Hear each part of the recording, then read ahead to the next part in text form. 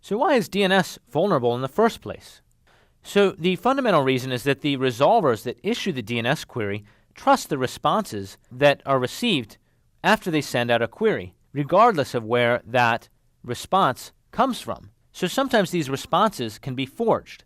When a resolver sends a query, it typically generates what's called a race condition, and if the attacker replies before the legitimate responder, then the resolver is likely to believe the attacker. DNS responses can also contain additional DNS information that's unrelated to the query. The fundamental problem is that the basic DNS protocols have no means for authenticating responses. This allows an attacker to forge responses after a resolver sends a query. A secondary reason that these types of spoofed replies are possible is that DNS queries are typically connectionless. Unlike BGP, where routing messages are transmitted over a reliable TCP connection, UDP queries are sent over a connectionless UDP connection. Therefore, a resolver does not have a way of mapping the response that it receives for a query, other than the query ID, which can be forged by the attacker. Let's look at how the combination of the lack of authentication and the connectionless nature of a DNS query